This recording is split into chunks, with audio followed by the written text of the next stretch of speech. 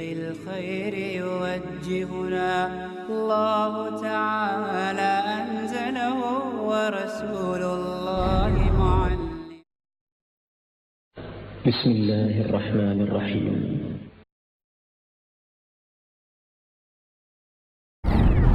اگر دنیا والے ہدایت چاہتے ہیں، اگر دنیا والے نجات چاہتے ہیں، اگر دنیا والے ہدایت کے متمنی ہیں تو ایک راستہ ہے، فَإِنْ آمَنُوا، اگر یہ ویسے ہی ایمان لے کر آئے بِمِثْلِ مَا آمَنْتُمْ بِهِ، جیسے محمد کے صحابہ ایمان لے کر آئے. یہ ربیع الاول کا مہینہ آیا، مکے کی زندگی میں آیا، مدینہ کی زندگی میں آیا، یہ دن آتا رہا. کیا نبی نے زندگی میں ایک مرتبہ جشن عید میلاد النبی منایا؟ وہ جنگ کے میدانوں میں کودنے والے جنت کے لیے اگر جشن عید میلاد النبی جنت جانے کا راستہ ہوتا، ارے جو خون کی ندییں بہا سکتے ہیں ان کے لیے جشن منانا مشکل کام تھا. فَإِنْ آمَنُوا بِمِثْلِ مَا آمَنْتُمْ بِهِ فَقَدِ اهْتَدَوْا وَإِنْ تَوَلَّوْا فَإِنَّمَا هُمْ فِي شِقَاقٍ فَسَيَكْفِيكَهُمُ اللَّهُ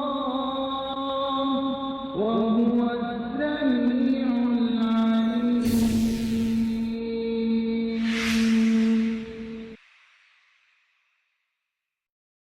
تو اگر یہ اہل کتاب ایسے ہی ایمان لائے جیسے تم لائے ہو تو وہ بھی ہدایت پالیں گے، اور اگر اس سے پھریں تو وہ ہر حربی پر ہے. لہذا اللہ کے مقابلے میں آپ کو کافی ہے اور وہ ہر ایک حصہ اور سب کچھ جانتا ہے.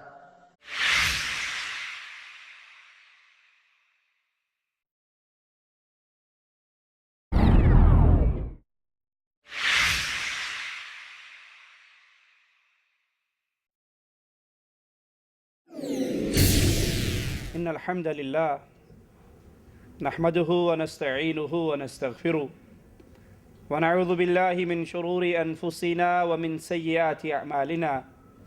من يهده الله فلا مضل له ومن يضلل فلا هادي له.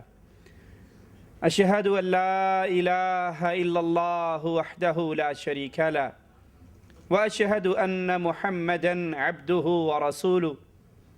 أما بعد، أعوذ بالله من الشيطان الرجيم. بسم الله الرحمن الرحيم. وأن هذا صراطي مستقيما فاتبعوه ولا تتبعوا السبل فتفرق بكم عن سبيله ذلكم وصاكم به لعلكم تتقون.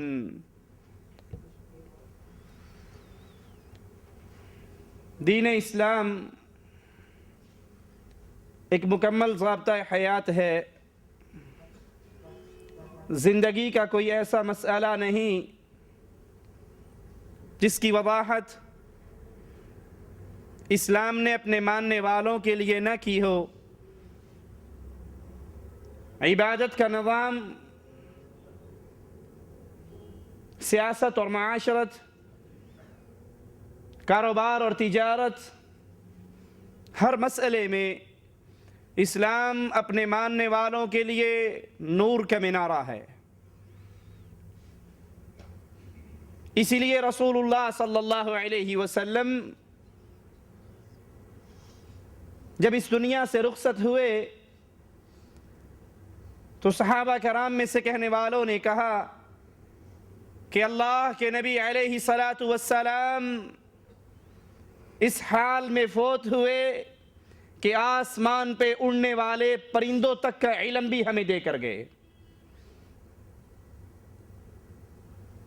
اور یہ آیت اس مسئلے کو مزید واضح کر دیتی ہے.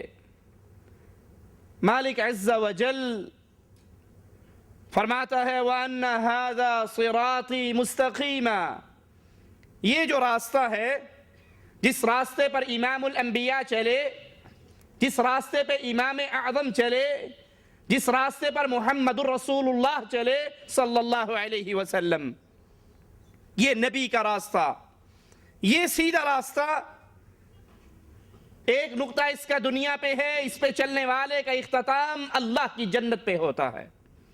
مستقیم سیدھے کو کہتے ہیں، دو نقطوں کے درمیان سیدھی لائن یہ خط مستقیم کہلاتی ہے، اور صراط مستقیم جس کا ایک نقطہ یہ دنیا ہے اور دوسرا نقطہ اللہ کی جنت ہے، جو اس راہ کا راہی بنتا ہے وہ اللہ کی جنت پہ اس کی زندگی کا اختتام ہوتا ہے، مرنے کے بعد اگلی زندگی میں وہ اللہ کی جنت میں داخل ہوتا ہے۔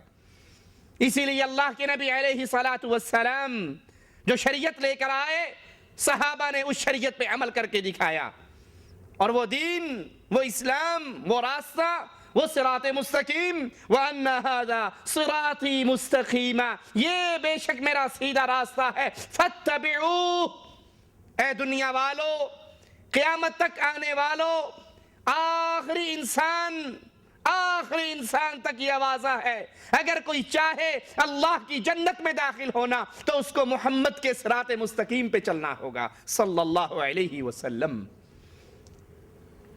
وَلَا تَتَّبِعُوا السُّبُلَ، صراط مستقیم کو چھوڑ کر، اس سیدھے راستے کو چھوڑ کر، اللہ کے حبیب علیہ السلام کے طریقے کو چھوڑ کر دوسری راہوں پر نہ چلنا، کسی اور راستے کے پیچھے نہ چلنا۔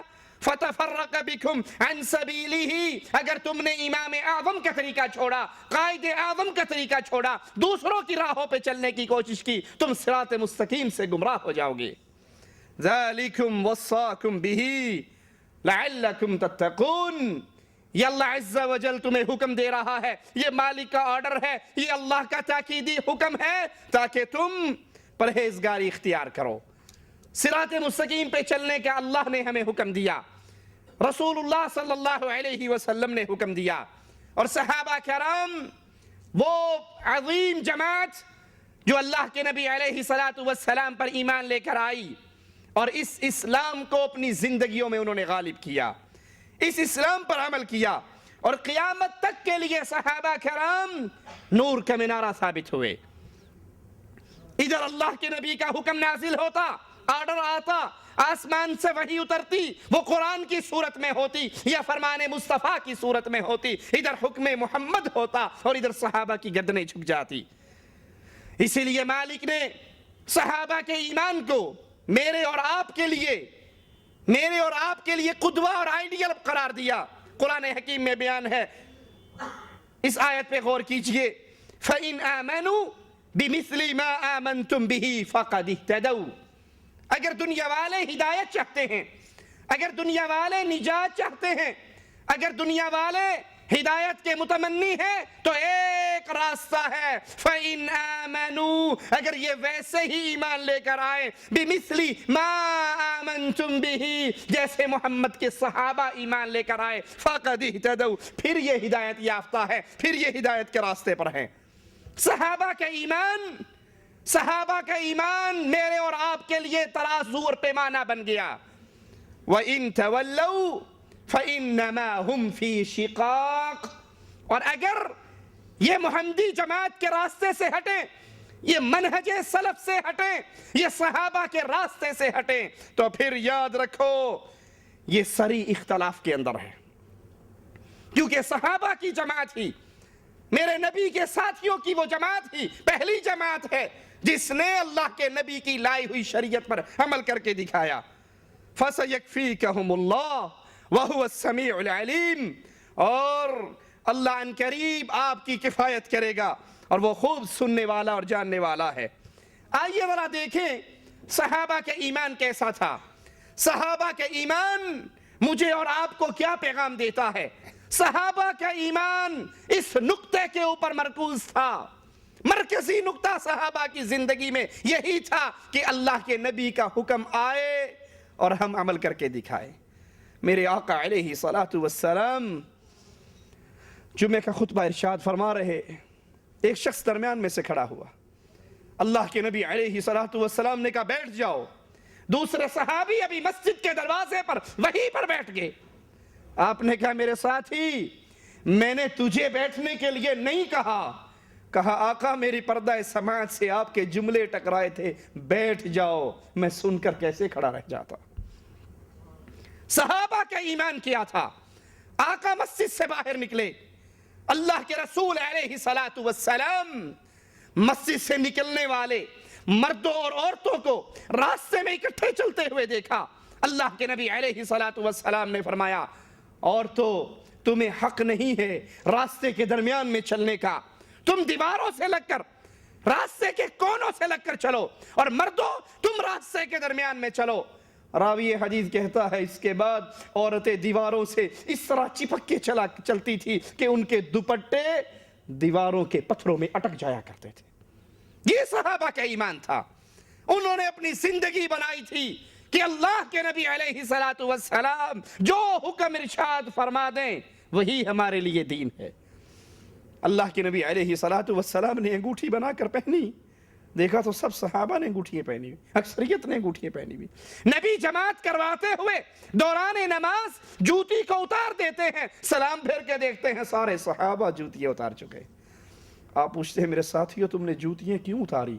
کہا آقا ہم نے آپ کو جوتی اتارتے ہوئے دیکھا، آپ نے اتاری تو ہم کس منہ سے پہنے رہ جائیں؟ کہا مجھے تو جبرائیل نے بتایا تھا کہ آپ کی جوتی کے نیچے گندگی لگی تھی، میں نے اس لیے اتاری۔ کہا آپ نے اس لیے اتاری، ہم نے آپ کو دیکھ کر اتاری۔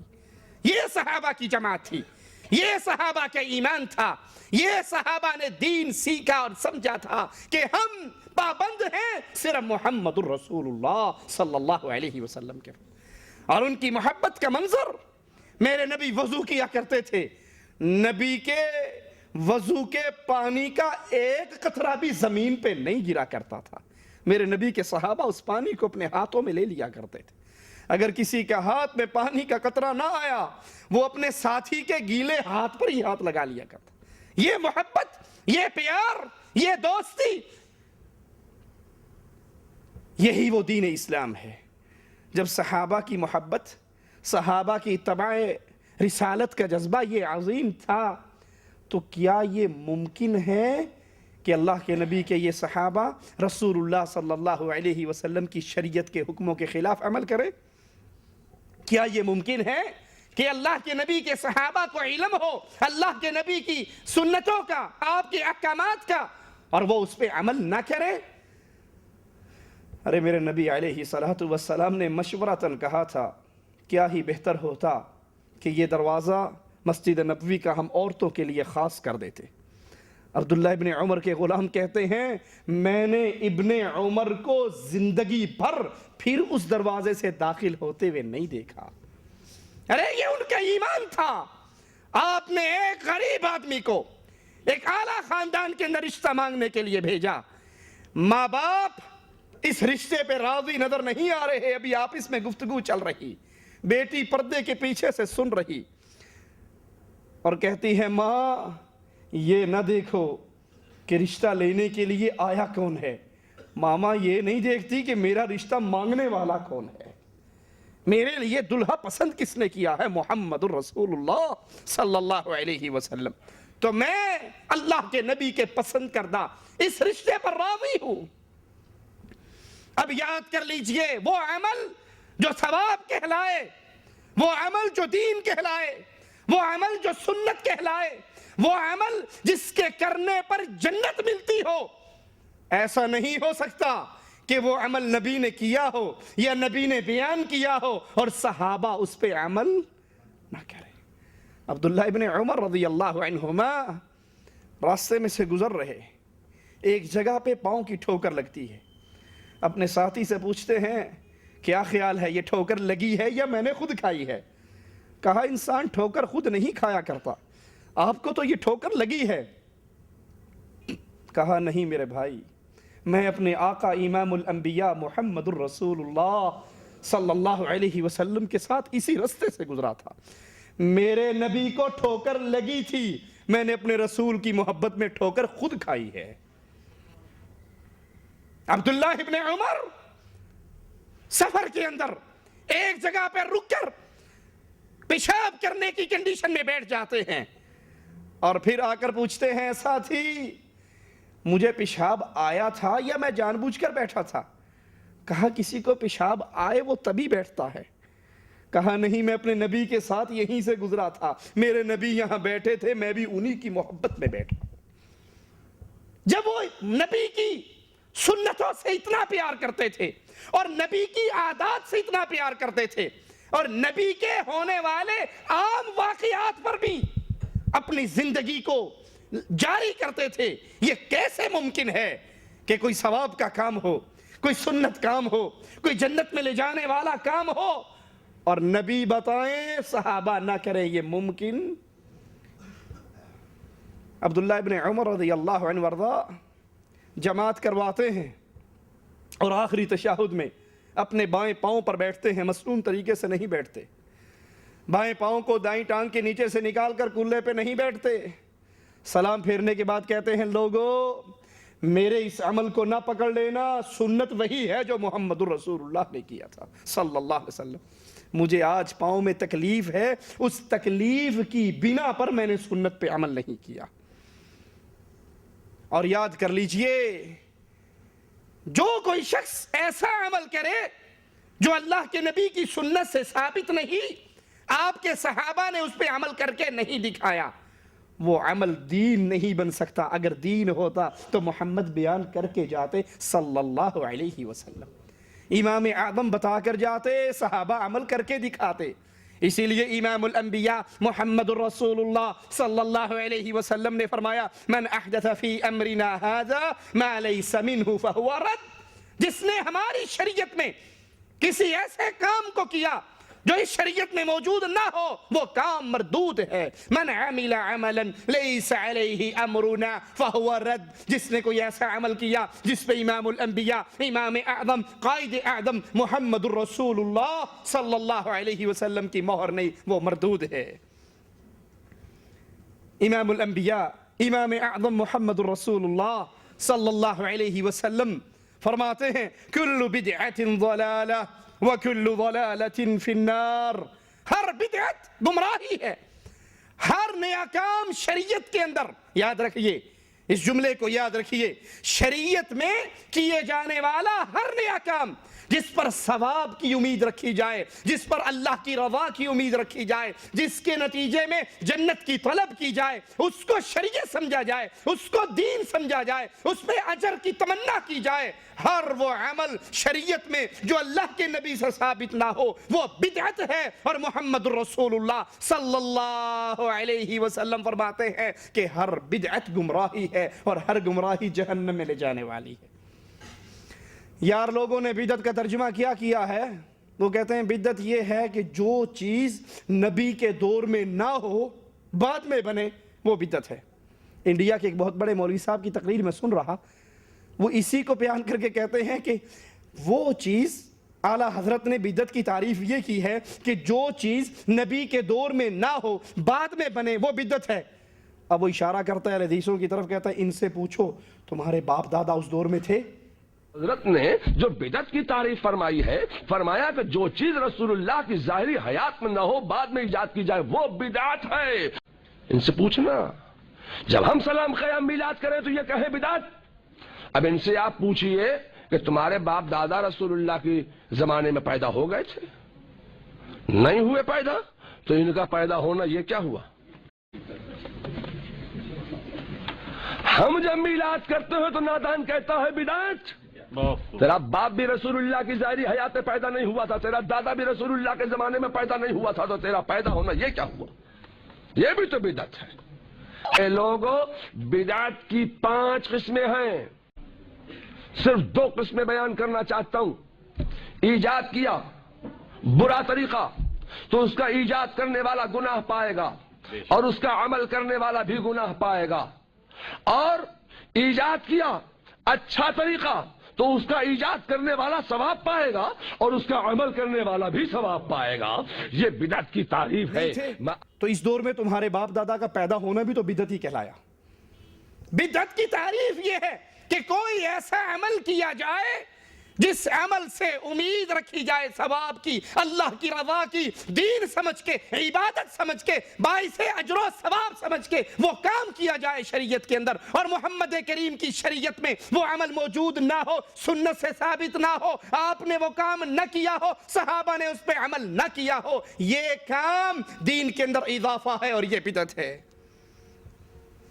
دین میں ہر نیا کام بدعت، گمراہی اور جہنم کا راستہ ہے، اور اللہ کے نبی کی اتباع جنت کا راستہ ہے، اللہ کی رضامندی کا راستہ ہے۔ قرآن حکیم کی آیت پہ غور کیجئے، من یطع الرسول فقد اطاع اللہ، جس نے رسول کی اطاعت کی اس نے اللہ کی اطاعت کی۔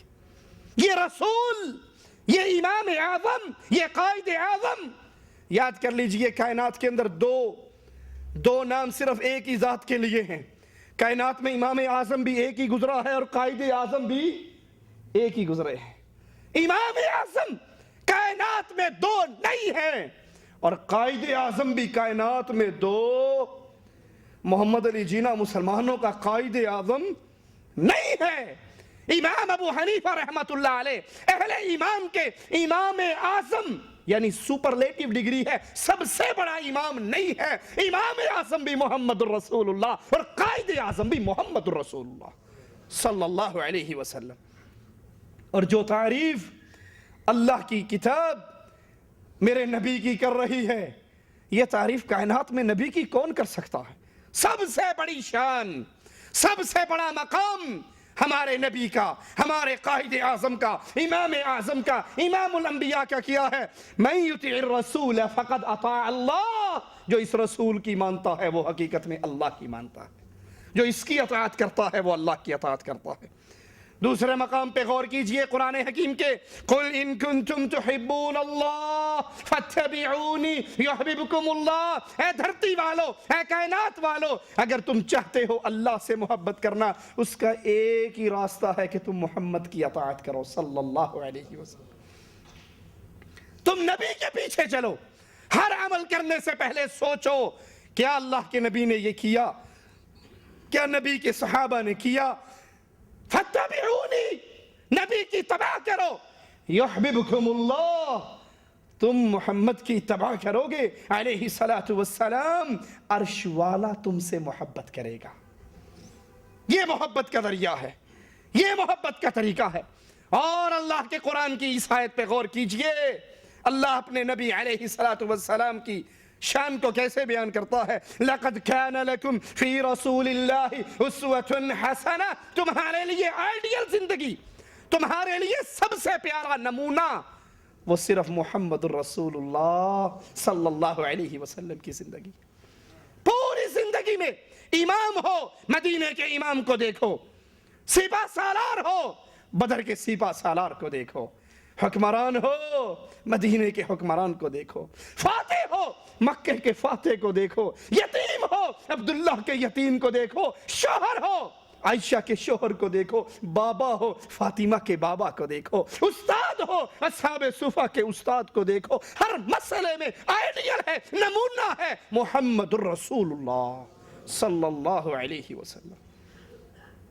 یہ تمام آیات جو میں نے سنائی، یہ جتنی احادیث آپ کے پردہ سماعت سے ٹکرائیں، ان کو بھولیے گا نا، ان کو اپنے ذہن میں تازہ رکھیے، یاد رکھیے، اور آئیے اگلی گفتگو کو سنیں۔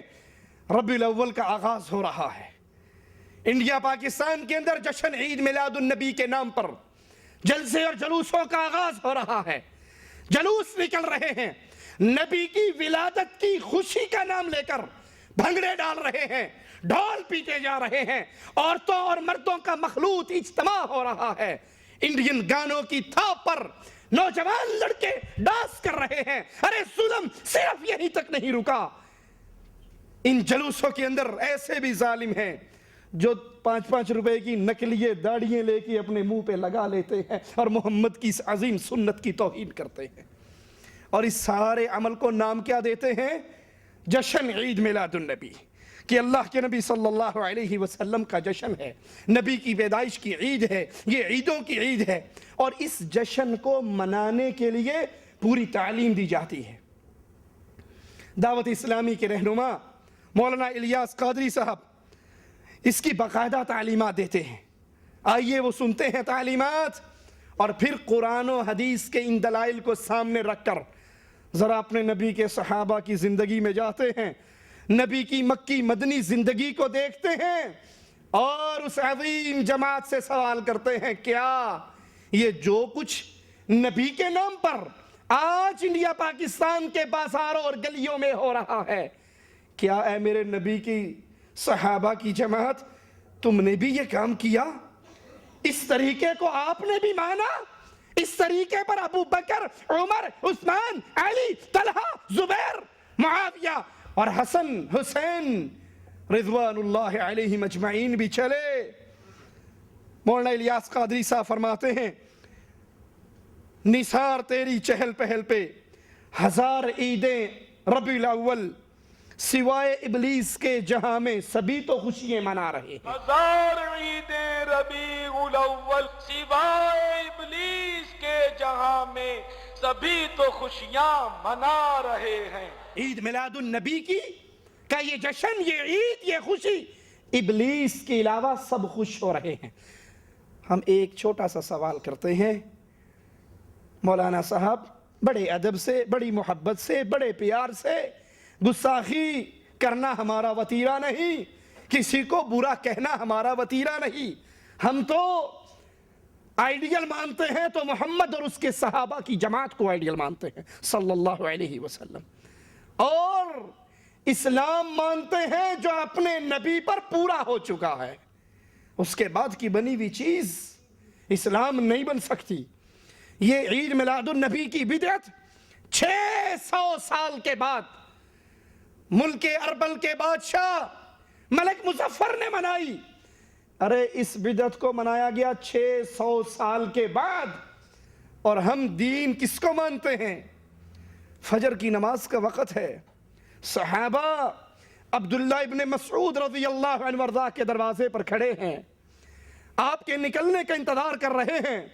جب آپ باہر نکلے تو ایک صحابی کہتے ہیں، اے عبد الرحمن، میں نے کوفے کی مسجد میں ایک منظر دیکھا ہے، آؤ آپ کو بھی دکھاؤں، آپ بھی دیکھ لو۔ یہ صحابہ کی جماعت مسجد میں پہنچتی ہے، کچھ لوگوں کو دیکھا ہوا جن کے دائرے بنے ہوئے، حلقے بنے ہوئے، ان کے سامنے پتھر پڑے ہوئے، ایک بندہ ان میں بول کر کہتا ہے 100 مرتبہ کہو سبحان اللہ، سارے 100 مرتبہ سبحان اللہ کہتے ہیں۔ دوسرے حلقے میں ایک کہتا ہے کہو 100 مرتبہ الحمدللہ، سارے الحمدللہ کہتے ہیں۔ تیسرے والا کہتا ہے کہو اللہ اکبر، 100 مرتبہ سارے اللہ اکبر کہتے ہیں۔ یہ عمل مسجد میں ہو رہا ہے، اللہ اکبر ہے، لا الہ الا اللہ ہے، سبحان اللہ الحمدللہ کی صدائیں ہیں۔ یہاں میلاد النبی کے نام پہ لڑکی لڑکوں کا مخلوط رقص نہیں ہے، انڈین گانے نہیں ہیں، دھمالے نہیں ہیں، ڈانس نہیں ہے، نقلی داڑیاں نہیں ہیں، مسجد میں بیٹھ کر، اور تابعین ہیں، صحابہ کے شاگرد ہیں، کلمہ کو ہیں، مسلمان ہیں، لا الہ الا اللہ الحمدللہ استغفر اللہ کا ذکر کر رہے۔ ابن مسعود کہتے ہیں افسوس ہے تم پر، افسوس ہے تم پر، ابھی تو نبی کے وہ برتن نہیں ٹوٹے جس میں آقا کھانا کھایا کرتے تھے، ابھی سے تم نے دین اسلام کے اندر نئی بدعتوں کو داخل، نئے کاموں کو داخل کر دیا۔ کہنے والوں نے کہا ابو عبدالرحمن، اتنے ناراض ہونے کی کیا ضرورت ہے، ہم تو اللہ کا نام لے رہے ہیں، ہم تو تسبیح اور تحلیل کہہ رہے ہیں، ہم تو اللہ کا ذکر کر رہے ہیں۔ کہا اس سے بہتر تھا کہ تم اپنے گناہوں کو گنتے، اس سے بہتر تھا تم اپنے گناہوں کو گنتے، اور میں ضمانت دیتا تمہاری نیکی برباد نہ ہوتی۔ اور ایک روایت میں ہے کہ ابن مسعود نے پاؤں کی ٹھوکر سے ان کنکریوں کو بکھیر دیا، کہا بھی نبی کے برتن نہیں ٹوٹے، تم نے اسلام میں نیا کام شروع کر دیا۔ ابن مسعود کے ساتھی رضی اللہ عنہ وارضاہ فرماتے ہیں کہ پھر ہم نے ان لوگوں کو دیکھا، یہ مسلمہ کذاب کی فوج میں مل کر ہم سے لڑ رہے تھے، یہ خوارج کے اندر داخل ہو کے ہم سے لڑ رہے تھے، ہمارے اوپر نیزے چلا رہے تھے۔ اگر یہ خوشی منانا، یہ جلسے جلوس، یہ بھنگڑے، یہ مسجدوں کو سجانا، یہ بازاروں کو سجانا، یہ سبز جھنڈے، اگر اس کا نام خوشی ہے جس کو نہ منانے والا ابلیس ہے، تو اللہ کے لیے سوال کروں گا، کیا اس طرح کی خوشی ابو بکر نے منائی؟ اللہ کے لیے اس عقل کو استعمال کرو، بہت بڑی نعمت ہے. کیا ابو بکر، عمر، عثمان و علی، طلحہ، زبیر، بدر و احد والے مدینے کے بازاروں میں جلوس نکالتے تھے؟ کیا جھنڈے لہراتے تھے؟ آج تو نبی کریم صلی اللہ علیہ وسلم کی جوتی کا نقش نعلین پاک کے نام سے جھنڈے پہ بنا ہوتا ہے، اور ثم استغفر اللہ ثم استغفر اللہ، ایک طرف نبی کی جوتی کا نقش بنا ہوا ہے اور اس کے اوپر الصلاۃ والسلام علیک یا رسول اللہ لکھا ہوا ہے. الصلاۃ والسلام علیک یا رسول اللہ. میں آپ کی جوتی پہ آپ کے ابو کا نام لکھ دوں تو برداشت کرو گے؟ اور ادھر بھلے وہ جوتی نبی کی ہی مان لی جائے، اس پر اللہ اور اس کے رسول کا نام اسی جھنڈے پر جہاں پر جوتی ہے، یہ توہین نہیں تو اور کیا ہے؟ کیا ابو بکر و عمر کی جماعت نے، کیا صحابہ کرام نے اس طرح جلوس نکالے؟ اگر آپ کہتے ہو یہ جلوس نہ نکالنے والا، یہ خوشی نہ کرنے والا ابلیس ہے، تو صحابہ کی جماعت پہ کیا فتویٰ لگے گا؟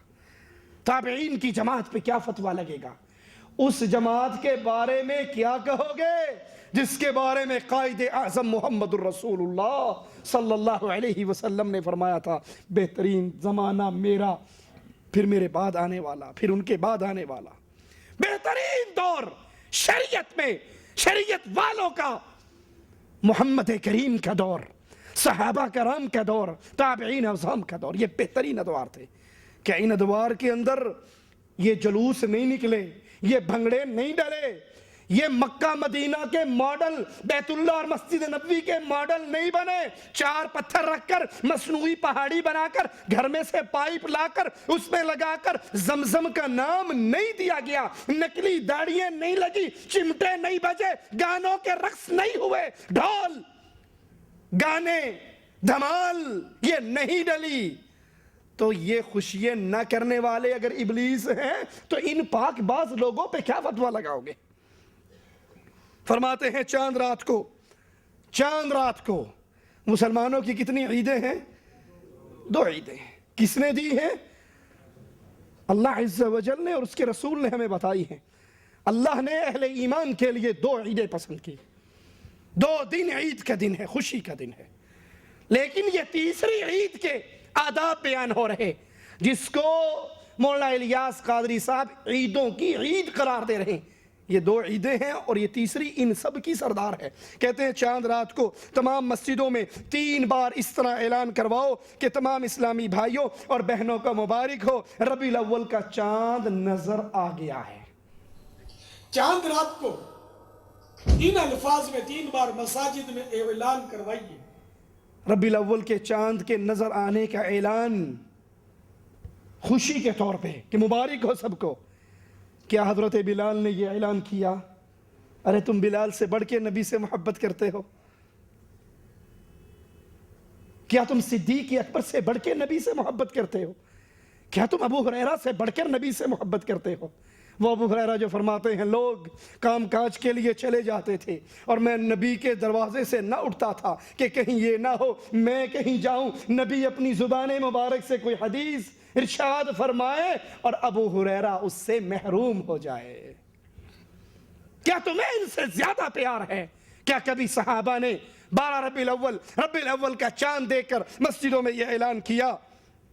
اپنے گھر، دکان، مسجد پر 12 عدد یا کم از کم ایک سبز جھنڈا یکم ربیع الاول سے لے کر سارے مہینے لہرائیں. اپنی مسجد، گھر، دکان، کارخانہ وغیرہ پر 12 عدد ورنہ کم از کم 1 عدد سبز پرچم ربیع النور شریف کی چاند رات سے لے کر سارا مہینہ لہرائیے.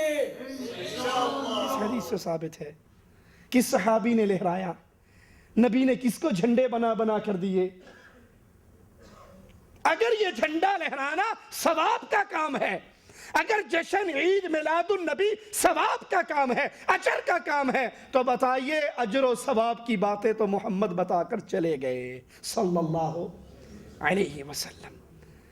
الیوم اکملت لکم دینکم، میرے رب نے اعلان فرما دیا دین پورا ہو گیا، شریعت بیان ہو گئی. اگر یہ اجر و ثواب کی باتیں ہیں تو یہ آپ کو آج کیسے پتہ لگی؟ نبی کے دور میں یہ لوگوں کو کیوں نہ پتہ تھی؟ بس ٹرک کار، رکشا، سائیکل پر بھی اپنے پلے سے ایک جھنڈا خرید کر ضرور لگائیے۔ بسوں، ویگنوں، ٹرکوں، ٹرالوں، ٹیکسیوں، رکشوں، ریڑیوں، گھوڑا گاڑیوں وغیرہ پر ضرورتاً اپنے پلے سے پرچم خرید کر باندھ دیجئے۔ اپنی سائیکل، اسکوٹر اور کار پر بھی لگائیے۔ سگے مدینہ الیاس قادری عطار اپنے گھر پر بھی سبز جھنڈا لگاتے ہیں۔ الحمدللہ سگے مدینہ وفی عنہ بھی حتی الامکان اپنے مکان بے نشان پر سادہ جھنڈے لگاتا ہے۔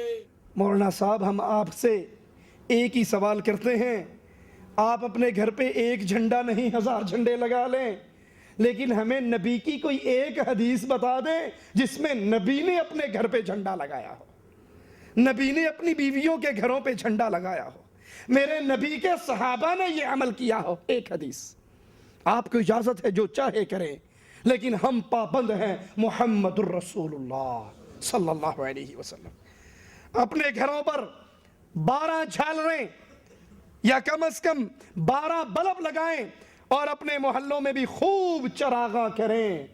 یہ چراغاں نبی کے کس صحابہ؟ اپنے گھر پر 12 جھالروں یعنی لڑیوں یا کم از کم 12 بلبوں سے نیز اپنی مسجد اور محلے میں بھی 12 دن تک خوب چراغاں کی۔ اگر یہ چراغاں کرنا باعث اجر و ثواب ہے، اگر یہ چراغاں کرنا، اگر یہ خوشی کا یہ طریقہ اللہ کے نبی کی شریعت میں ہے تو اللہ کا واسطہ ہے دلیل ہمیں بھی دے دو۔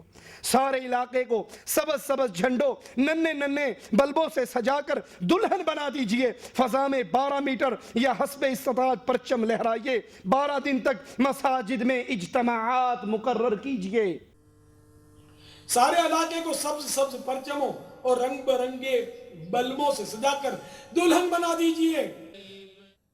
بڑے شہر میں ہر علاقائی مشاورت کا نگران قصبے والے قصبے میں 12 دن تک روزانہ مختلف مساجد میں عظیم الشان سنتوں پر اجتماعات منعقد۔ کیا نبی کے صحابہ نے کیے؟ ایک ہی سوال۔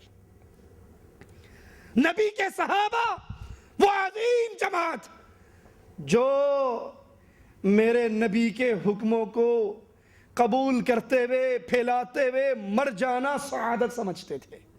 میرے نبی نے ایک صحابی کو بھیجا تھا، مشرکین کی بستی میں جاؤ، ان کو پیغام توحید دے کر آؤ۔ وہ بستی کے چوک میں پہنچے تھے، چوراہے میں کھڑے ہو کے آواز لگائی تھی، نبی کا پیغام دیا تھا، قولوا لا الہ الا اللہ، یہ نغمہ ان کو سنایا تھا۔ ایک مشرک نے پیچھے سے آ کر نیزے کا وار کیا تھا، اس صحابی کی چھاتی سے وہ نیزہ باہر نکل آیا اور صحابی کی زبان سے جملہ نکلا، فزت برب الکعبہ، کعبے کے رب کی قسم میں کامیاب ہو گیا۔ ارے جو مر جانا اطاعت رسول میں کامیابی جانتے تھے، کبھی انہوں نے بھی 12 میٹر کے جھنڈے لگائے، بلب لگائے، اجتماعات مقرر کیے مسجد رسول میں صلی اللہ علیہ وسلم۔ ربیع الاول کے چاند نظر آنے سے لے کر 12 ربیع الاول تک یہ 12 دن اجتماعات نبی کے صحابہ نے کیے۔ اس میں محفل میلاد قیام ہوا۔ 11 ربیع الاول کی شام کو یا 12ویں کی شب کو استقبال عید میلاد کی نیت سے غسل کیجئے۔ ربیع النور شریف کی شام کو ورنہ 12ویں شب کو استقبال عید میلاد النبی صلی اللہ تعالی علیہ وآلہ وسلم کی نیت سے غسل کیجئے۔ ہو سکے عید کا غسل کرنا سنت سے ثابت ہے یا نہیں؟ عید کا غسل، جمعے کا غسل، یہ تعلیم ہمیں کس نے دی ہے؟ محمد رسول اللہ صلی اللہ علیہ وسلم۔ عید اور جمعے کے غسل کا حکم تو رسول اللہ صلی اللہ علیہ وسلم ارشاد فرما رہے۔ مولانا ایک حدیث ہمیں دے دو جس میں نبی نے فرمایا ہو عید میلاد کی رات کو یا صبح کو، 11ویں کی شام کو یا 12ویں کی شب کو غسل کرو بنیت استقبال عید میلاد النبی۔ کوئی ایک حدیث، ایک حدیث، زیادہ نہیں، ایک حدیث کا سوال ہی ہو۔ ارے نبی سے حدیث نہیں دے سکتے، میرے نبی کے کسی صحابی، ایک صحابی کا عمل ہی پیش کر دو۔ ہو سکے تو اس عیدوں کی عید کی تعظیم کی نیت سے سفید لباس، امامہ، سبز ٹوپی، کتھئی رنگ کی چادر، جیب کا رومال، ہاتھ کی گھڑی، قلم، چپل، عطر کی شیشی، یہ ساری چیزیں اپنے استعمال کی نئی خریدیے، اور اسلامی بہنیں بھی اپنی استعمال کی چیزوں کو نیا خریدیں۔ سفید لباس، امامہ، سربند، ٹوپی، کچھئی چادر، مسواک، جیب کا رومال، چپل، تسبیح، عطر کی شیشی، ہاتھ کی گھڑی، قلم، قافلہ پیڈ وغیرہ وغیرہ اپنے استعمال کی ہر چیز ممکنہ صورت میں نئی لیجئے۔ اسلامی بہنیں بھی اپنی ضرورت کی جو جو اشیاء ممکن ہو وہ نئی لیں۔ عید پہ حدیث میں حکم ہے نا، نیا لباس پہنو، کسی کے پاس نیا نہ ہو تو وہ کم از کم صاف ستھرا دھلا ہوا لباس پہنے۔ عیدوں پہ لباس نیا پہننا 2 عیدوں کے لیے اللہ کے نبی کی حدیث سے ثابت ہے، سر آنکھوں پہ ہے، مانتے ہیں، لیکن یہ عید میلاد کے لیے نیا لباس اور سارے استعمال کی چیزیں نئی خریدنے کی کوئی ایک حدیث تو مولانا سنا دے ہمیں۔ 12ویں شب اجتماع میں گزار کر بوقت صبح صادق اپنے ہاتھ میں سبز سبز پرچم اٹھائیں، درود و سلام کے ہار لیے اشکبار آنکھوں سے صبح بہارا کا استقبال کریں، بعد نماز فجر سلام و عید مبارک کہہ کر ایک دوسرے سے گرم جوشی کے ساتھ ملاقات کریں، اور سارا دن عید کی مبارکباد پیش کرتے رہیں اور عید ملتے رہیں۔ 12ویں شب اجتماع میلاد میں گزار کر بوقت صبح صادق اپنے ہاتھوں میں سبز سبز پرچم اٹھائے، درود و سلام کے ہار لیے اشکبار آنکھوں سے صبح بہارا کا استقبال کیجئے، بعد نماز فجر سلام و عید مبارک کہہ کر ایک دوسرے سے گرم جوشی کے ساتھ ملاقات فرمائیے، اور سارا دن عید کی مبارکباد پیش کرتے اور عید ملتے رہیے۔ عید ملنے کا طریقہ ہمیں رسول اللہ نے سکھایا یا نہیں سکھایا؟ عید پر دعائیں بھی اللہ کے نبی نے ہمیں سکھائی۔ تقبل اللہ منا و منک، یہ عید ملنے کی دعا ہے یا نہیں؟ عید پہ ایک دوسرے کو دعا دینے کی۔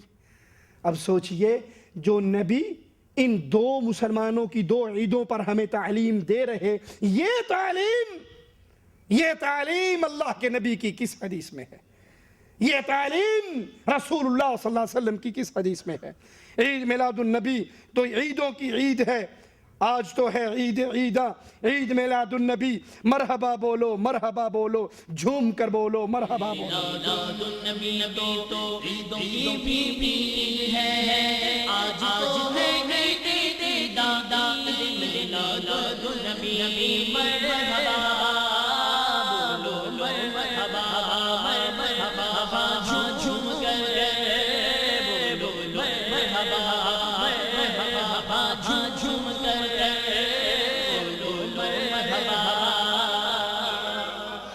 ہمارے میٹھے میٹھے آقا صلی اللہ تعالی علیہ وآلہ وسلم ہر پیر شریف کو روزہ رکھ کر اپنا یوم ولادت مناتے رہے۔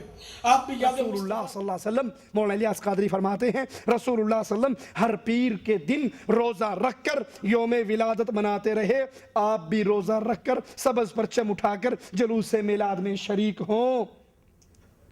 اللہ کے نبی صلی اللہ علیہ وسلم پیر کے دن روزہ رکھتے رہے۔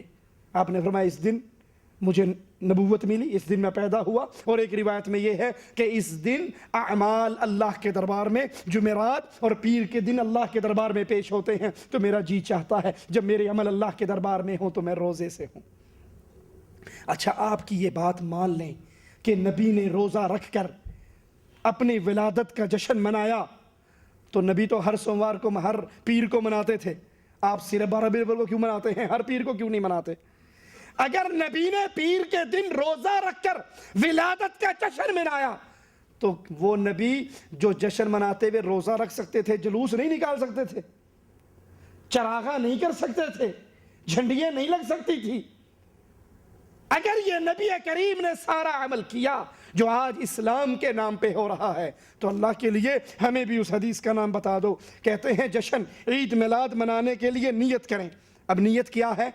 کہتے ہیں کوئی بھی ثواب کا کام کرنا ہو تو اس کے لیے نیت کرنا شرط ہے، اور صحیح بخاری کی پہلی حدیث بھی یہی ہے، انما الاعمال بالنیات، کہ سارے عملوں کا دار و مدار نیت پر ہے۔ جشن ولادت منانے میں بھی ثواب کمانے کی نیت کرنا ضروری ہے۔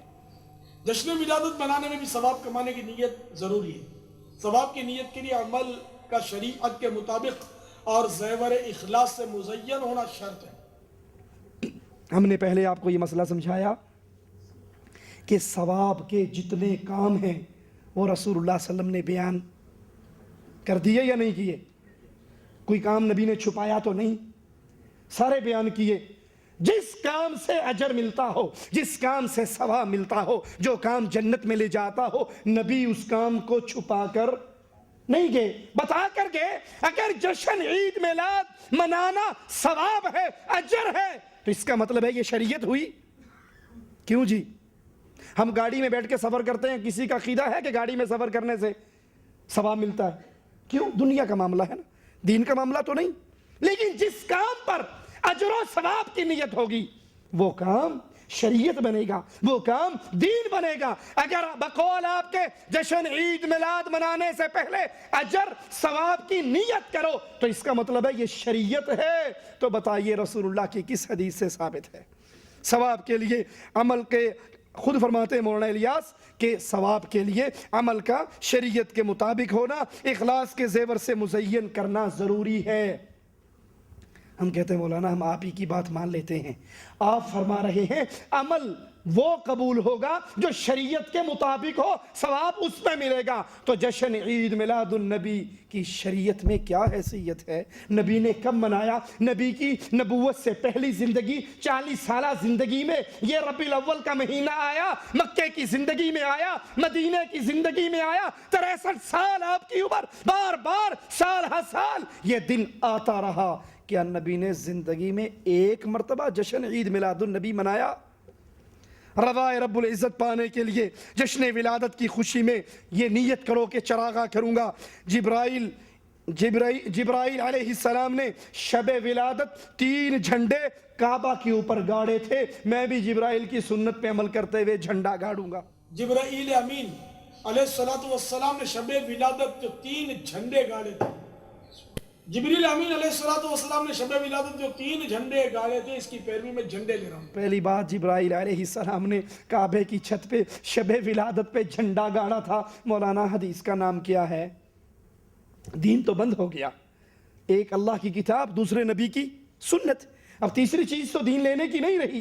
اب بتائیے قرآن میں کیا حوالہ یا فرمان مصطفیٰ میں کیا حوالہ ہے کہ جبرائیل نے شب ولادت جھنڈا گاڑا؟ لیکن پہلی بات تو دلیل دیجئے، دوسری بات جبرائیل کا عمل ہمارے لیے دلیل نہیں ہے، ہمارے لیے دلیل عمل ہے محمد الرسول اللہ کا۔ اگر یہ پہلی بات تو ثابت کریں جبرائیل نے بیت اللہ پر جھنڈا گاڑا، دلیل کیا ہے، کتاب کون سی ہے؟ دوسری بات اگر یہ دین تھا، اگر یہ شریعت تھی، اگر یہ اجر و ثواب کا کام تھا تو اللہ کے نبی نے جھنڈا گاڑا؟ آپ کو دیکھ کر حضرت عمر نے، حضرت ابو بکر نے گاڑا؟ وہ ابو بکر عمر جس ابو بکر کو بیٹے نے کہا تھا بابا تیری گردن 3 مرتبہ میری تلوار کے نیچے بدر کے میدان میں آئی تھی، بابا سمجھ کے چپ کر گیا تھا۔ ایمان والے صدیق اکبر نے کہا تھا عبد الرحمن تیری خوش قسمتی ہے، تیری گردن ابو بکر کی تلوار کے نیچے 1 مرتبہ نہیں آئی، اور 1 مرتبہ آ جاتی لخت جگر نہ سمجھتا، محمد کا گستاخ سمجھ کے کاٹ ڈالتا۔ جو اپنے بیٹوں کو کاٹنے کے لیے تیار، جس عمر نے بدر کے میدان میں اپنے ماموں کا مقابلہ کیا، جن صحابہ میں سے کئی ایسے بھی، حضرت ابو ذر جیسے، جنہوں نے اپنے باپ کو بدر کے احد کے میدان میں یا بدر کے میدان میں قتل کیا، اگر یہ جھنڈے گاڑنا شریعت تھا، ثواب تھا، اجر تھا، تو بتائیے صحابہ میں سے کس نے یہ جھنڈے گاڑے؟ سبز گنبد کی نسبت سے سبز پرچم لگاؤں گا، یہ نیت کرو، دھوم دھام سے جشن ولادت منا کر کفار پر عظمت مصطفیٰ کا سکہ بٹھاؤں گا۔ دھوم دھام سے جشن ولادت منا کر کفار پر عظمت سرکار صلی اللہ تعالی علیہ وآلہ وسلم کا سکہ بٹھاؤں گا۔ دھوم دھام سے جشن ولادت منا کر کفار پہ، مولانا الیاس کہتے ہیں نیت کرو کہ کفار پر اللہ کے نبی کی عظمت کا سکہ بٹھانا ہے، دھوم دھام سے جشن منا کر۔ میرے نبی کے صحابہ نے عظمت مصطفیٰ کے جھنڈے نہیں گاڑے؟ کفار پہ رعب نہیں طاری ہوا؟ ارے بیت المقدس کو فتح کرنے کے لیے جب لشکر پہنچا، انہوں نے سوال ہی یہ کیا تھا، ہماری کتاب میں لکھا ہے کہ تمہارا خلیفہ چابی لینے کے لیے آئے گا، اپنے خلیفہ کو لاؤ، اپنے خلیفہ کو لاؤ، وہ ہم سے چابی لے۔ امیر عمر کو لکھا جاتا ہے ایک خادم کو لے کے چلتے ہیں اور امیر عمر ہیں رضی اللہ عنہ وارضا، ایک وقت خود اونٹنی کی مہار، اونٹ کی مہار پکڑ کے چلتے ہیں، غلام سواری کرتا ہے، پھر غلام نیچے چلتا ہے، امیر المؤمنین سواری کرتے ہیں۔ اللہ کی شان، جب کفار کے شہر میں داخل ہونے کا وقت آتا ہے تو باری غلام کی سواری کرنے کی بنتی ہے اور امیر المؤمنین کی نیچے چلنے کی۔ غلام کہتا ہے آقا، امیر المؤمنین، خلیفۃ المسلمین، میں آپ کا غلام اور خادم ہوں، اب کفار کا ملک ہے، اس میں ہم داخل ہونے لگے ہیں، ان پہ اچھا اثر نہیں پڑے گا اگر میں غلام، میں خادم اونٹ پہ سوار ہو جاؤں اور آپ میری مہار پکڑ کے چلیں۔ تو آپ نے کہا یہ کہنے والے کہ کفار پہ اچھا اثر نہیں پڑے گا، روب ظاہری چیزوں سے نہیں آتا، روب تو اللہ کی رحمت سے اترتا۔ ادھر کفار دیکھ رہے، دو شخص آ رہے ہیں، کہتے ہیں یہ تمہارا خلیفہ ہے؟ وہ سمجھتے ہوں گے کہ بہت بڑا کوئی لاؤ لشکر آئے گا، ہٹو بچوں کی آوازیں ہوں گی۔ کہا یہ خلیفہ ہے؟ کہا ہاں یہی ہے۔ کہا جو یہ سوار ہے؟ کہا نہیں، جو سوار ہے وہ اس کا غلام ہے اور یہ مہار پکڑنے والا خلیفۃ المسلمین ہے۔ چابیاں لا کے امیر المومنین کے قدموں میں ڈال دیتے ہیں، کہتے ہیں جو اپنے غلام پر ظلم نہیں کرتا وہ ہم پہ بھی ظلم نہیں کرے گا۔ آپ سمجھتے ہو جشن ولادت کا جلوس نکال کر کافروں پہ رعب ڈالو گے، وہ آپ سے ڈر جائیں گے۔ ارے ماجرا الٹ ہے، ماجرا اس کے الٹ ہے۔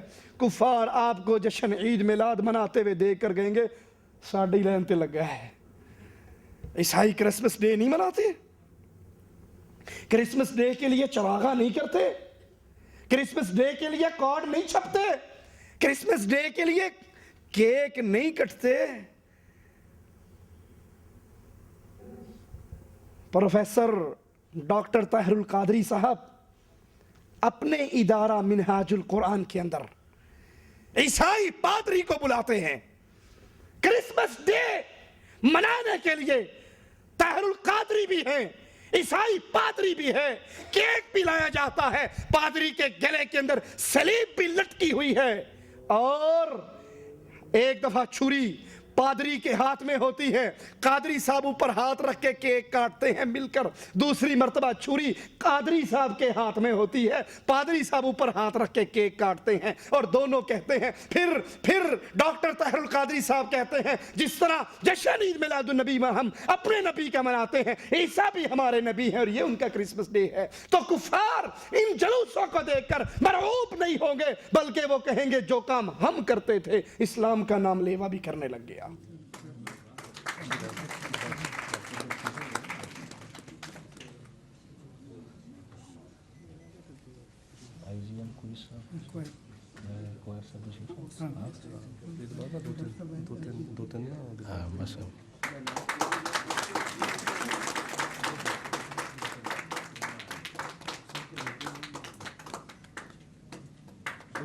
امن کی شمع روشن ہو چکی ہے اور شمع سے شمع جل رہی ہے۔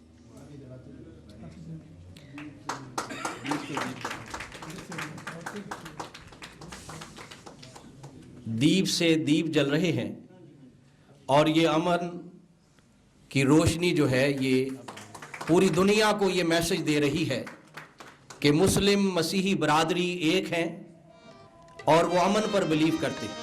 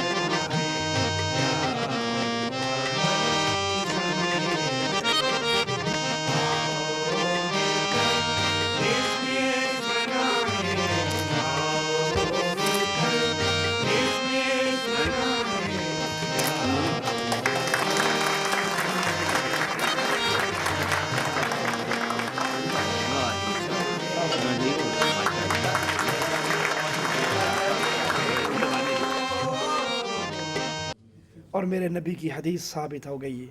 आपने फरमाया मन तशब्बह बिकौमिन फहुवा मिनहुम, जो जिस कौम की मुशाबिहत इख्तियार करेगा वो उन्हीं में से होगा।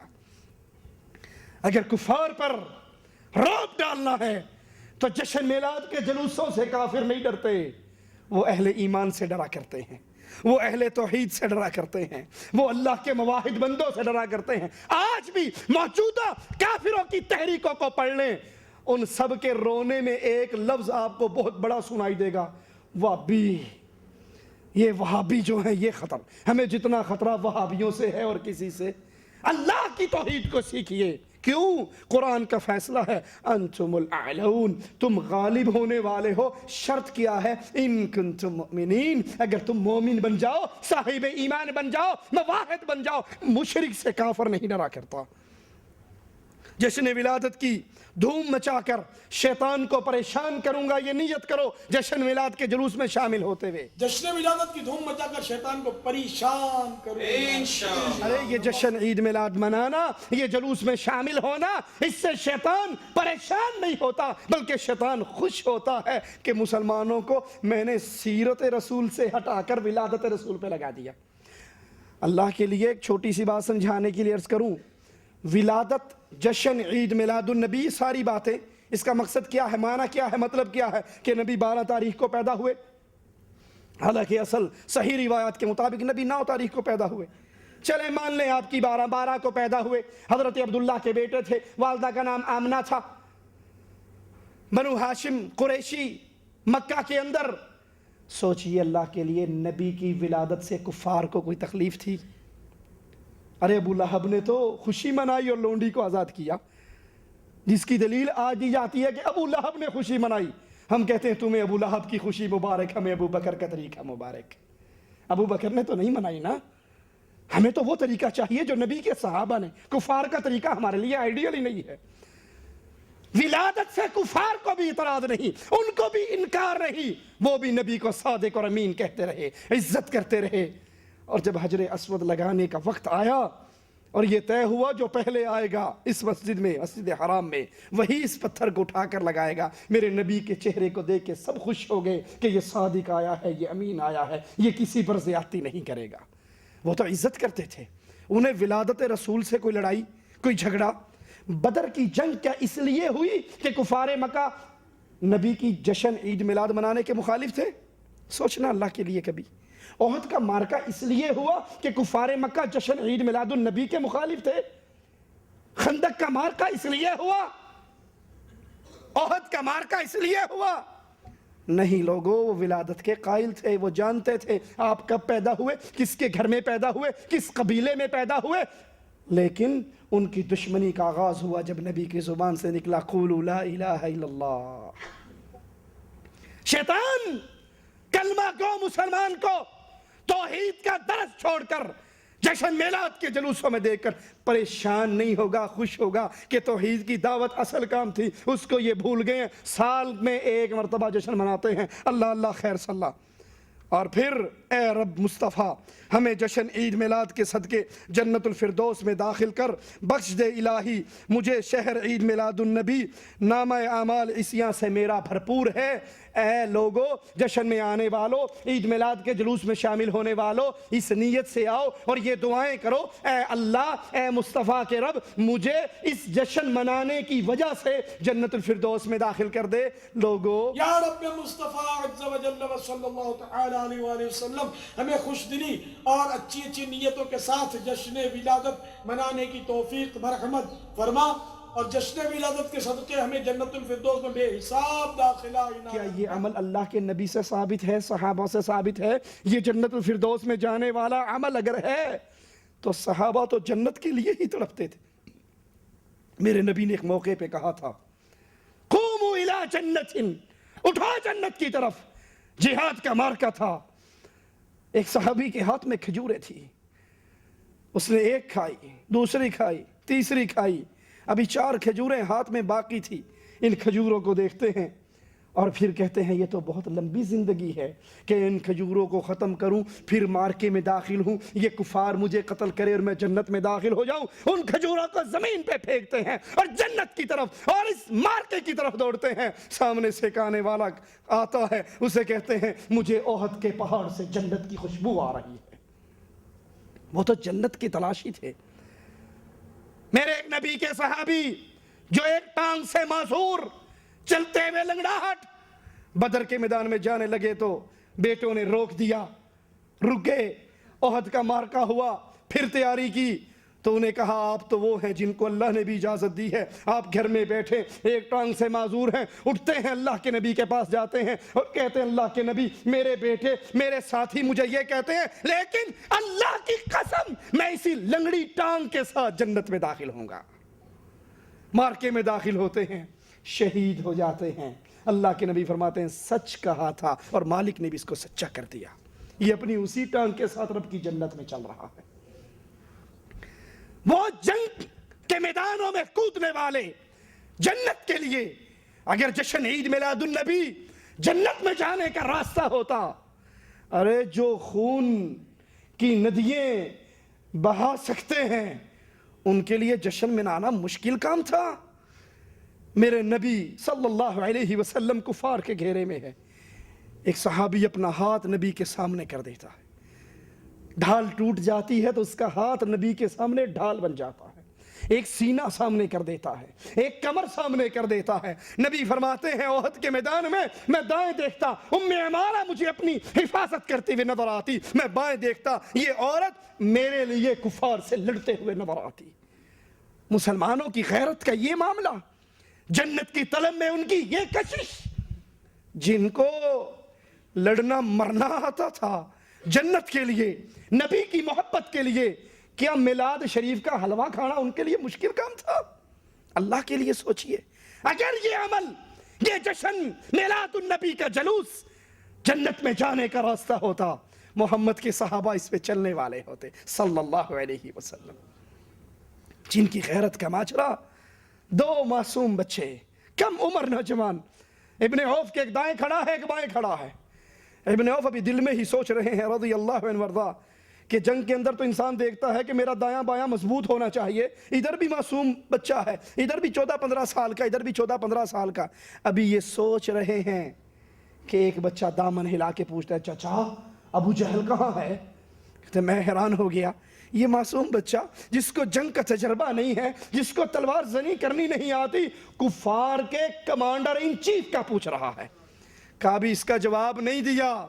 دوسرے بچے نے دامن ہلایا، چچا ابو جہل کہاں ہے؟ میں نے کہا بیٹو ابو جہل کا کیوں پوچھتے ہو؟ کہا چچا ہم نے سنا ہے ہمارے آقا کو گالیاں دیتا ہے اور آج اپنی ماں سے یہ سیکھ کر گھر سے نکلے ہیں کہ اس دھرتی پہ ماں یا محمد کا دشمن بچے گا یا ہم بچیں گے۔ کہا مجھے کفار کی صفیں جب ٹوٹی ابو جہل چلتا ہوا نظر آیا۔ میں نے کہا بچوں جس کا پوچھ رہے تھے تمہارا نشانہ وہ سامنے ہے۔ ابن عوف کہتے ہیں ادھر میری زبان سے کلمے نکلے، ادھر تیر کی طرح یہ دونوں بچے لپکے اور ابو جہل کو زمین پہ گرایا، خون و خاک میں لٹا دیا اور تلواریں لے کر دوڑتے ہوئے رسول اللہ صلی اللہ علیہ وسلم کے پاس پہنچے۔ آقا آپ کے دشمن کو میں نے قتل کیا ہے۔ دوسرا کہتا ہے یا رسول اللہ میں نے قتل کیا ہے۔ نبی فرماتے اپنی تلواریں تو دکھاؤ، دونوں کی تلواروں پہ خون لگا ہوا۔ فرمایا تم دونوں نے اللہ کے دشمن کو قتل کیا ہے۔ جن کی غیرت، جنت کی طلب، نبی کی محبت کا یہ عالم تھا، ان کے لیے جشن عید میلاد منانا، جھنڈے لگانا، قمقمے لگانا، بجلیاں لگانا، جھنڈیاں لگانا، سجانا مشکل کام تھا۔ لا حول ولا قوت الا باللہ۔ لوگو مولانا الیاس قادری صاحب کے بیان کردہ تمام آداب جشن عید میلاد کو سامنے رکھیے اور سوچئے کہ حضرت قادری صاحب فرما رہے ہیں کہ ثواب کی نیت سے جشن عید میلاد میں کہ جلوس میں شرکت کرو، تو کیا اگر یہ اجر و ثواب کا کام تھا تو کیا نعوذ باللہ نبی نے صحابہ کو نہیں بتایا تھا؟ اگر یہ اجر و ثواب کا کام تھا، اجر و ثواب کب بنتا ہے؟ جب نبی کی زبان سے نکلے یا نبی عمل کر کے دکھائیں یا نبی کے سامنے کوئی عمل کیا جائے اور آپ خاموش ہو جائیں، یہی 3 طریقے ہیں نا. تو بتائیے اگر یہ اجر و ثواب کا کام جس کا 600 سال کے بعد، نبی کی ہجرت کے 600 سال کے بعد اربل کے ایک بادشاہ ملک مظفر کو پتہ لگا، کیا صحابہ کو اس کا علم نہ تھا؟ یا اگر یہ کہو نہیں جی صحابہ کو علم تو تھا لیکن نعوذ باللہ ثم نعوذ باللہ وہ ثواب حاصل کرنے کے اتنے حریص نہیں تھے؟ سوچئے اللہ کے لیے. کیا نبی پر تہمت لگاؤ گے کہ اللہ کے نبی نے ثواب کا یہ کام اپنے صحابہ کو نہیں بتایا، یا صحابہ پر الزام لگاؤ گے کہ انہیں پتا تو تھا لیکن ان کو اتنا شوق نہیں تھا، ثواب کمانے کا اتنے حریص نہیں تھے جتنے آج جشن میلاد منانے والے حریص ہیں؟ اور حالانکہ قرآن حکیم کو جب پڑھتے ہیں تو مالک اپنے نبی کو حکم دے رہا ہے، یا ایھا الرسول، اے میرے رسول، بلغ ما انزل الیک، ما انزل الیک من ربک، اے رسول جو رب نے تجھ پہ اتارا ہے اس کو پہنچا دے. وَإِن لَمْ تَفْعَلْ فَمَا بَلَّغْتَ رِسَالَتَهُ، اور اگر اللہ کی بھیجی ہوئی شریعت کو تو نے لوگوں تک نہ پہنچایا تو پھر تو نے رسالت کا حق ادا نہیں کیا. دونوں میں سے کون سی بات آپ کو پسند ہے؟ آپ یہ سمجھتے ہیں کہ عید میلاد النبی منانے کا طریقہ، یہ اجر و ثواب کا طریقہ اللہ نے اتارا تھا، نبی نے نہیں بتایا؟ تو اس سے بڑی میرے نبی پہ اور کیا تہمت لگائی جائے گی؟ یا نبی نے تو بتایا تھا، صحابہ کو اس کا اتنا شوق نہیں تھا؟ اور اللہ کے نبی علیہ السلام حجۃ الوداع کے موقع پر صحابہ کے مجمع کے سامنے ایک سوال کرتے ہیں، حل بلغت، اے میرے صحابہ کی جماعت، کیا میں نے اللہ کی شریعت پوری تم تک بیان کر دی، تم تک پہنچا دی؟ سب نے کہا ہاں یا رسول اللہ صلی اللہ علیہ وسلم، آپ نے شریعت پہنچا دی، اس کا حق ادا فرما دیا، جہاد کرنے کا بھی حق ادا فرما دیا. میرے نبی نے عرش والے کی طرف نگاہوں کو بلند کیا، کہا یا رب فشہد، اے اللہ تو گواہ ہو جا، اے اللہ تو گواہ ہو جا، جو شریعت تو نے مجھ تک پہنچائی تھی، مجھ پر اتاری تھی، میرے تک جو پیغام تیرا آیا تھا میں نے تیرے بندوں تک پہنچا دیا، تیرے بندوں نے اقرار کر لیا. یا رب، اے میرے اللہ، اب تو اس پر گواہ ہو جا. اور اللہ کے نبی صلی اللہ علیہ وسلم کی اسی زندگی کو مالک ہمارے لیے لقد كان لكم في رسول الله اسوة حسنہ کہہ کر آپ کے لیے، میرے لیے آئیڈیل قرار دے رہے ہیں. اللہ عز وجل ہمارے نبی کی زندگی کو دوسرے مقام پہ غور کیجئے، وَمَا آتَاكُمُ الرَّسُولُ فَخُذُوهُ وَمَا نَهَاكُمْ عَنْهُ فَانْتَهُوا، جو نبی دیتے ہیں وہ لے لو، جس سے نبی روکتے ہیں اس سے رک جاؤ. کیا اللہ کے نبی نے جشن عید میلاد النبی دیا؟ کیا صحابہ نے اس کو لیا؟ کیا اس پہ عمل کیا؟ اور اللہ کے نبی تو فرما رہے ہیں تَرَكْتُ فِيكُمْ أَمْرَيْنِ لَن تَضِلُّوا مَا تَمَسَّكْتُمْ بِهِمَا كِتَابُ اللَّهِ، لوگوں میں جا رہا ہوں، 2 چیزیں تمہیں دے کر جا رہا ہوں، تم کبھی گمراہ نہیں ہو سکو گے، قیامت تک بھی تم گمراہ نہیں ہو سکتے جب تک ان 2 چیزوں کو تھامے نہ رکھو. اور وہ 2 چیزیں کیا ہیں؟ اللہ کی کتاب اور میری سنت. رسول اللہ صلی اللہ علیہ وسلم نے فرمایا کہ نیکی کا کوئی ایسا کام نہیں جو تمہیں جنت میں لے جا سکے الا یہ کہ میں بتا چکا ہوں، اور گناہ کوئی ایسا نہیں جو تمہیں جہنم میں لے جا سکے الا یہ کہ میں تمہیں اس سے ڈرا چکا ہوں. اللہ کے نبی صلی اللہ علیہ وسلم نے فرمایا میں تمہیں چمکتی ہوئی شریعت پہ چھوڑ کے جا رہا ہوں. اور میرے نبی کی یہ شریعت اتنی چمکدار ہے، فرمایا اس کی رات بھی اتنی چمکتی ہے جتنا اس کا دن چمکتا ہے. اس کی رات اتنی ہی چمکتی ہے جتنا اس کا دن چمکتا ہے. اللہ کے نبی صلی اللہ علیہ وسلم نے فرمایا اے لوگو، کہیں یہ نہ ہو تم حشر کے میدان میں مجھے ڈھونڈتے پھرو، تمہاری گردن اونٹ کے منہ میں ہو اور تم مجھے تلاش کر کے کہو اے اللہ کے نبی ہماری مدد کرو. میرا اس وقت ایک ہی جواب ہوگا، قد بلغت، میں تو پوری شریعت تمہیں دے کر آیا تھا، بتا کر آیا تھا، اس پہ عمل کرتے آج نجات پا جاتے. آج تم نجات نہیں پا سک رہے، اس کی وجہ یہ ہے کہ تم نے اللہ کی دی ہوئی شریعت پہ عمل نہیں کیا. صحابہ فرماتے ہیں اللہ کے نبی صلی اللہ علیہ وسلم اس حال میں فوت ہوئے کہ آسمان پر اڑنے والے پرندوں تک کا علم ہمیں دے کر گئے. آئیے ان تمام روایات اور احادیث کو سن کر اب غور کرتے ہیں، کیا اللہ کے نبی صلی اللہ علیہ وسلم نے عید میلاد کا طریقہ نبی نے چھپا لیا تھا، یا صحابہ نے چھپا لیا تھا، یا وہ حدیثیں گم ہو گئیں؟ جن حدیثوں میں عید میلاد کا ذکر تھا، کیا یہ ممکن ہے؟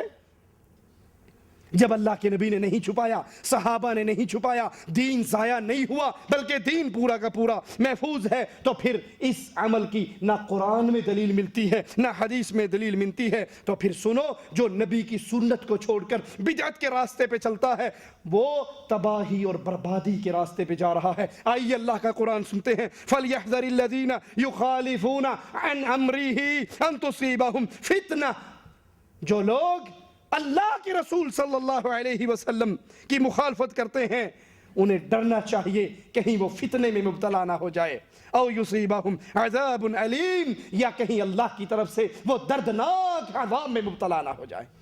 یہ جشن عید میلاد النبی، یہ قمقمے، یہ جلسے، یہ جلوس، یہ بھنگڑے، یہ ڈھول، یہ لڑکی لڑکوں کا مخلوط رقص، یہ بیت اللہ اور مسجد نبوی کے ماڈل، یہ چہروں پہ نقلی داڑھیاں، یہ 12 ربیع الاول کو بازاروں کو بجلیوں سے سجانا، یہ فضول خرچی، یہ ساری چیزیں اللہ کی شریعت سے ٹکرا رہی ہیں، نبی کی سنت سے ٹکرا رہی ہیں۔ جو نبی کی مخالفت کرے، مالک کہتا ہے اس کو ڈر جانا چاہیے کہیں فتنے میں مبتلا نہ ہو جائے یا اس پر کہیں اللہ کا عذاب نہ آ جائے۔ اسی لیے عبداللہ ابن مسعود رضی اللہ عنہ وارضہ فرماتے تھے، صحیح مسلم میں ان کا یہ قول موجود ہے، اگر تم اپنے نبی کی سنت کو چھوڑو گے تو گمراہ ہو جاؤ گے۔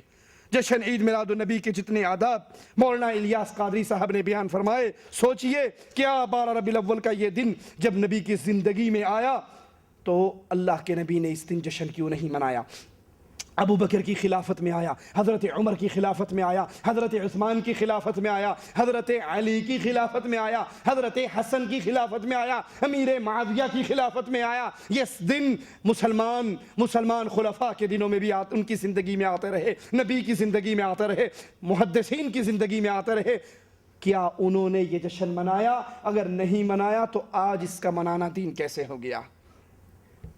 اور اگر کہو کہ نہیں یہ دن منانا باعث اجر و ثواب ہے تو پھر ایک چھوٹا سا سوال ہمیں بھی کرنے دیجئے، جن صحابہ نے یہ دن نہیں منایا، تابعین نے یہ دن نہیں منایا، تبع تابعین نے نہیں منایا، محدثین نے نہیں منایا، ائمہ دین نے نہیں منایا، تو کیا وہ اجر و ثواب میں کم رہے؟ وہ ایمان میں ناقص رہے؟ وہ اس ثواب سے محروم رہے؟ ارے جو عمل نبی اور اس کے صحابہ نے نہیں کیا وہ عمل ثواب بن سکتا؟ ان تمام سوالوں کا جواب مولانا الیاس قادری صاحب خود ارشاد فرماتے ہیں۔ وہ کہتے ہیں، ان سے سوال کیا گیا کہ مروجہ عید میلاد النبی کا جو جشن ہے کیا صحابہ، تابعین، محدثین نے اس کو منایا؟ تو قادری صاحب فرماتے ہیں ہر کام میں یہ دلیل نہیں لی جائے گی کہ صحابہ نے یہ کیا یا نہیں کیا۔ کیا مروجہ انداز پر جشن ولادت صحابہ، تابعین، تبع تابعین کے ادوار میں بھی منایا جاتا تھا؟ یہ ایک عوامی وسوسہ ہے، برائے کرم اس وسوسے کا جواب ارشاد فرما دیجئے۔ میرے بھائی دیکھو، ہر کام جو ہے اس میں یہ دلیل نہیں لی جائے گی کہ صحابہ کرام علیہ رضوان نے وہ کام کیا یا نہیں کیا۔ دراصل اصول یہ کہ ہر وہ کام جائز ہے جس کا اللہ و رسول عز و جل و صلی اللہ تعالی علیہ وآلہ وسلم نے منع نہ فرمایا۔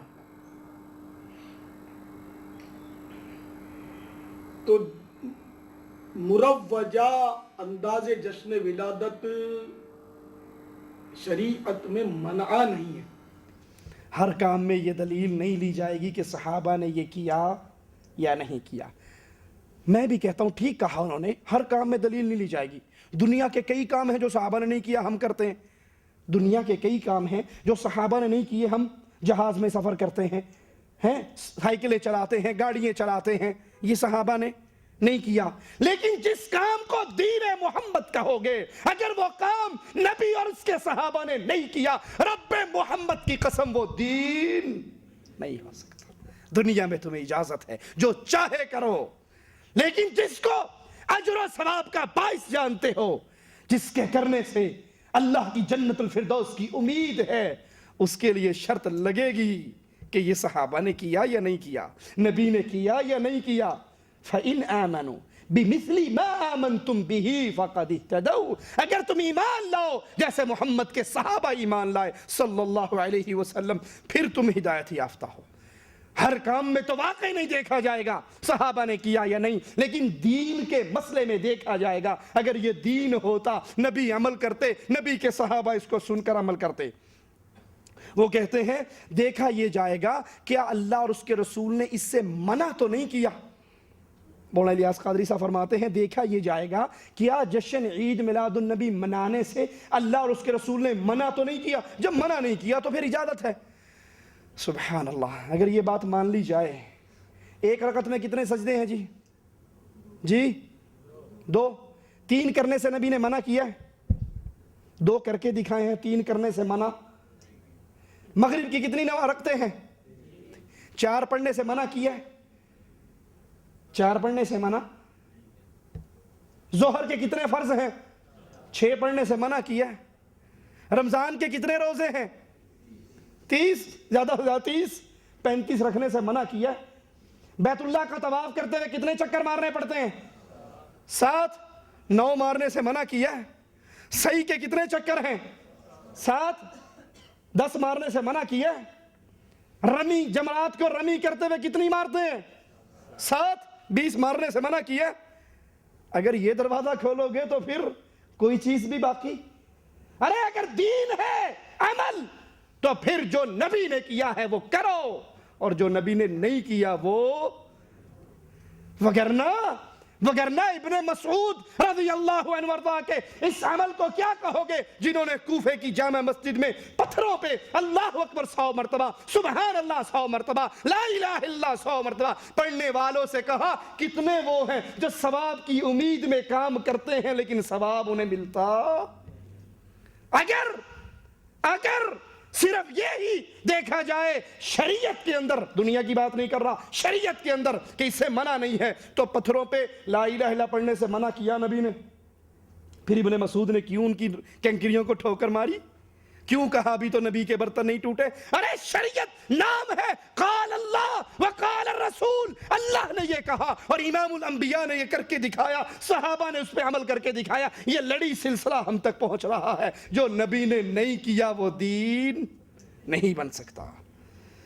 دلیل دیتے ہیں مولانا الیاس قادری، کہتے ہیں دلیل یہ ہے اگر تم کہو صحابہ نے نہیں کیا تو پھر نہیں کریں گے، تو دلیل یہ ہے کہ صحابہ کے دور میں پنکھے تھے؟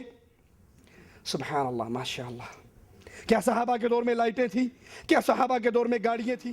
ہم ان بتیوں اور بلبوں کی روشنی میں بیٹھے ہوئے ہیں۔ اچھا، ان دنوں پنکھے بھی نہیں تھے، اب پنکھے کجا، اے سی کا سلسلہ ہے۔ اے سی کا ڈبہ بھی اب پرانی چیز ہو گئی، اب تو سینٹرل اے سی کا نظام چل پڑا ہے۔ پوری عمارتیں فل ایئر کنڈیشنڈ ہوتی ہیں۔ پہلے گھوڑے اور اونٹوں کی سواریاں تھیں، اب جناب وہ ہوائی جہاز فضاؤں میں اڑتے ہیں۔ تو صحابہ کرام علیہم الرضوان کے دور میں چراغ تھا تو پھر آپ بتیوں کی روشنی میں نہ بیٹھا کریں، پنکھوں سے بھی تمتع نہ فرمائیں، اے سی کو بھی اپنے گھر سے نکالا دے دیں۔ اس طرح کی ہزاروں مثالیں قائم کی جا سکتی ہیں کہ جو صحابہ کرام علیہم الرضوان کے دور میں نہیں تھا۔ کیا صحابہ کے دور میں ہوائی جہاز سے پھر ان کو بھی چھوڑ دو؟ یہ کیوں کرتے ہیں؟ ہم کہتے ہیں مولانا بڑے ادب سے، بڑی محبت سے، بڑے پیار سے، گستاخی نہیں کرتے، ادب و احترام سے درخواست کرتے ہیں کیا یہ پنکھا چلانا دین ہے؟ لائٹ جلانا دین ہے؟ جہاز میں سفر کرنا دین ہے؟ گاڑی میں بیٹھنا دین ہے؟ یہ تو دنیا کی چیزیں ہیں۔ اور مالک کہتا ہے وَيَخْلُقُ مَا لَا تَعْلَمُونَ، مالک اس چیز کو، ایسی چیزیں اللہ نے پیدا کرنی ہے جس کا تمہیں علم۔ ابھی ہم تو جہاز دیکھ رہے ہیں، پتہ نہیں ہمارے 200 سال بعد آنے والی قوم کیا کچھ دیکھے گی۔ اب جو پہلے دور کے لوگ تھے جن کی سواری گھوڑے، اونٹ، خچر تھے، وہ اگر آج کے دور میں زندہ ہو جائیں اور جہازوں کو دیکھیں انہیں یقین آئے گا؟ نہیں آئے گا۔ ہمارے 1000 سال بعد اگر زندگی دنیا کی رہی کیا کچھ ایجاد ہو جائے گا، ہمیں اس کا شعور، یہ دنیا کا ماجرا ہے۔ مولانا الیاس قادری خود کہتے ہیں کہ اچھا یہ تو دنیا کی چیزیں تھی، اب میں آپ کو دین کی مثال دیتا ہوں۔ دین کی مثال انہوں نے کیا دی؟ کہ مسجد نبوی میں لینٹر نہیں تھا، تم لینٹر ڈالتے ہو اپنی مسجدوں میں؟ तो दीनी मिसालें ले लीजिए। मस्जिद की अगर मिसाल दूं तो ये दुनियावी है, दीनी, ये कोई बताएगा मुझे? भाई ये इस्लामी भाई इतने तशरीफ फरमाए, मस्जिद की मिसाल दूं तो दीनी कहलाएगी, दुनियावी दीनी कहलाएगी ना। अब दीनी मिसाल ले लीजिए। इस वक्त आपकी मस्जिदें लेंथर की बनती हैं, ठीक है, कंक्रीट की, और इस पर कई कई मंजिला इमारत तामीर होती हैं।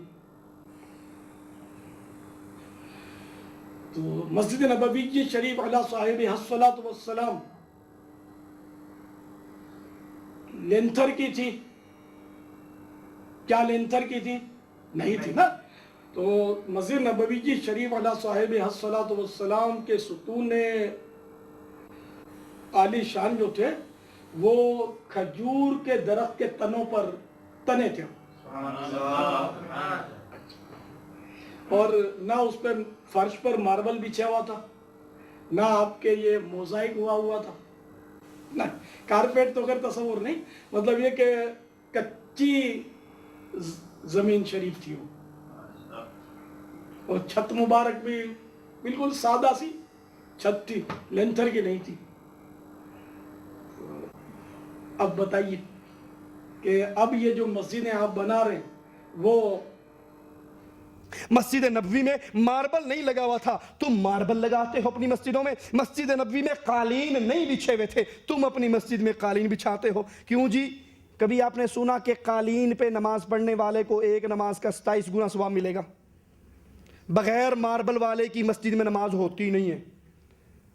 लेंटर जिस मस्जिद में ना हो उस मस्जिद के नमाजियों को आधी नमाज का सवाब मिलता है। कभी सुना आपने? भाई ये लेंटर, ये तामीर, ये बिल्डिंग दीन नहीं है। अच्छा कहीं पे मस्जिद ही ना हो, कहीं पे मस्जिद ही ना हो तो क्या वहां नमाज होगी या नहीं होगी? दलील आप दो कि नबी ने एक रकत में 2 सजदे किए, 3 से मना नहीं किया, और अबू बकर ने 3 किए, उस्मान ने 3 की, भी मना तो नहीं है ना। दुनिया की मिसाल शरीयत पे फिट नहीं हो सकती। अच्छा अगर दुनिया की मिसाल से समझना है, मैं यूं समझा देता हूं, अगर नबी के दौर में जहाज होता और नबी उस पे सवार ना होते तो हम भी सवार, खेड़ी बुकी। नबी के दौर में ढोल था ना, नबी ने नहीं सुना, हम भी अल्हम्दुलिल्लाह नहीं सुनते। नबी के दौर में गाने वालियां थी, नबी ने उनका गाना नहीं सुना, पसंद नहीं किया, उसको रोकने मिटाने का हुक्म दिया, हम भी पसंद।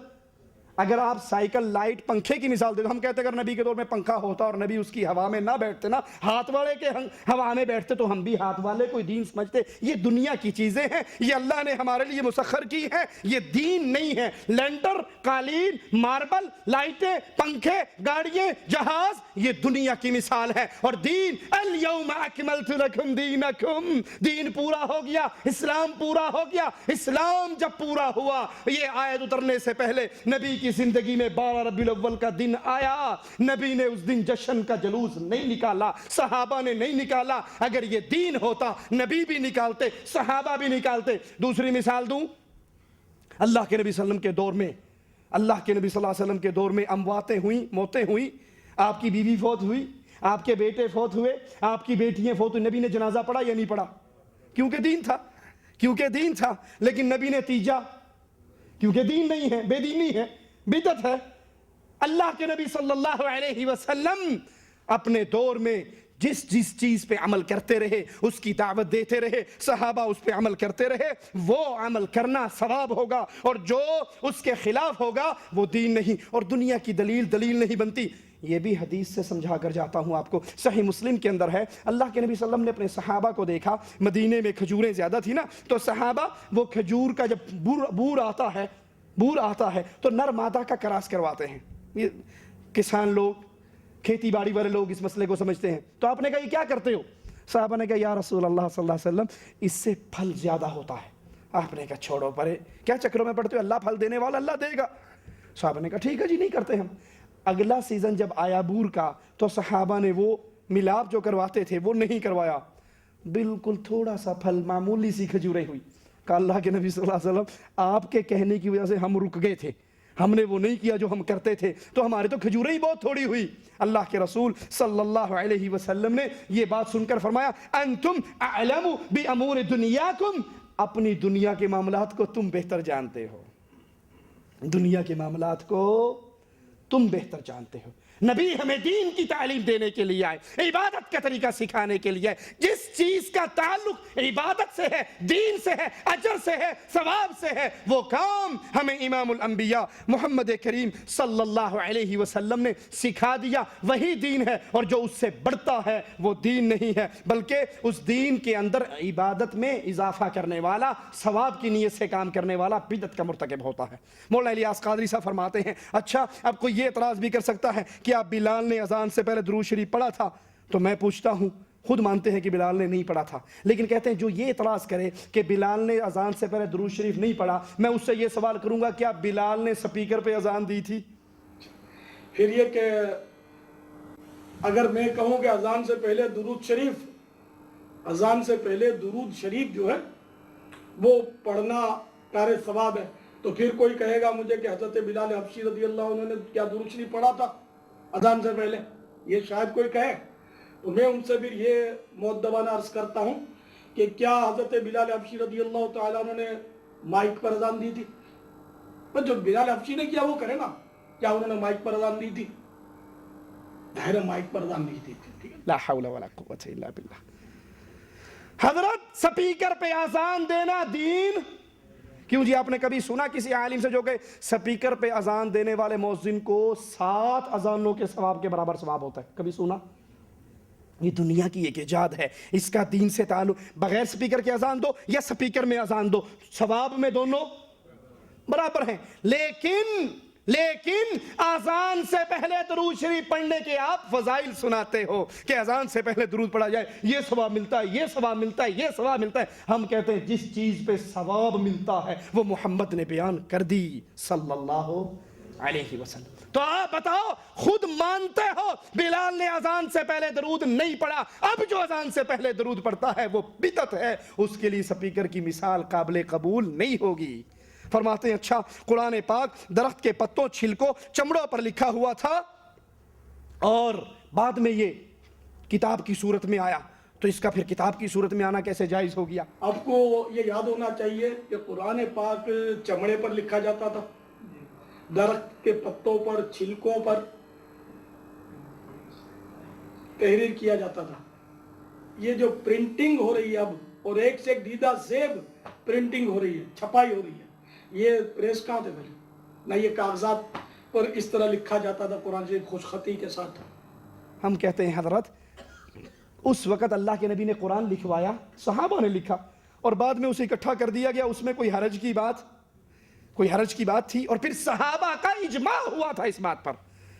जब हजरत उस्मान के दौर में ये मामला चला तो सहाबा का इजमा हुआ कि अब सहाबा शहीद होने लगे जंगों के अंदर, हुफ़ाज़, कहीं ये कुरान ज़ाया ना हो जाए तो इसको इकट्ठा किया जाए। तो शरीयत के दलाइल में से इजमा भी एक दलील है और सहाबा का इस पे इजमा हुआ और फिर इसको लिखा गया। कहते हैं मुरव्वजा जश्न मिलाद और दुरूद शरीफ सहाबा के दौर में नहीं था, तो आपको नहीं चाहिए, तो कहते हैं छपा हुआ कुरान क्यों पढ़ते हो?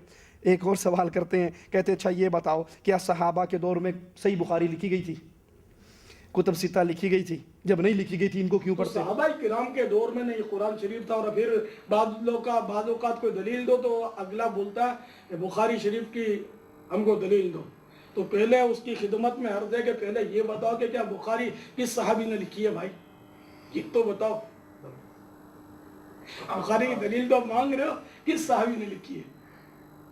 यकीनन किसी सहाबी ने लिखी। बुखारी शरीफ तो बहुत बाद में लिखी गई।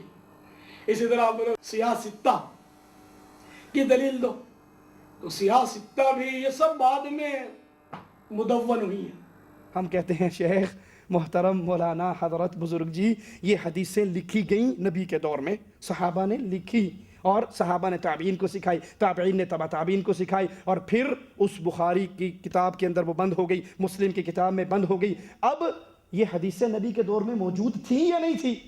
थी, उन्हीं को लिखा गया। हम ये नहीं कहते चूंकि जो इमाम बुखारी ने लिखा है वो मानेंगे, इमाम बुखारी भी मोहम्मद की हदीस लेकर आ रहे हैं, इसलिए मान रहे हैं कि इमाम बुखारी से ये पहले हदीस उनके उस्ताद ने लिखी, उनसे पहले उनके उस्ताद ने लिखी, फिर ताबी ने लिखी, फिर सहाबी ने लिखी, ये वहां से सिलसिला चला आ रहा है। ये आपके जश्न मिलादुन नबी पे दलील नहीं बनता। फिर कहते हैं अच्छा कोई साबित कर दे कि सहाबा कराम के दौर में सब्ज़ गुंबद था। गुंबद की है ना मदीना शरीफ में जाकर تو کوئی ثابت کر دے کہ صحابہ کرام کے دور میں سبز گنبد تھا، تو خوشی خوشی آپ سبز گنبد کی تو زیارت کر رہے ہیں. صحابہ کرام کے دور میں تو سبز گنبد تھا نہیں، بلکہ شروع میں جب گنبد بنا بھی صدیوں کے بعد بنا ہے. قبر نبی پر جو سبز گنبد ہے تو مولانا الیاس قادری کہتے ہیں کوئی ثابت کر دے کہ نبی کے دور میں تھا، تو ہم تو پہلے ہی کہتے ہیں کہ یہ نبی کے دور میں، یہ صحابہ کے دور میں، یہ تابعین کے دور میں، یہ تبع تابعین کے دور میں، یہ محدثین کے دور میں، یہ تو ترکیوں کے دور میں بنا ہے، یہ تو بہت بعد کے اندر جا کر یہ گنبد بنا. اور مولانا الیاس قادری صاحب خود کہتے ہیں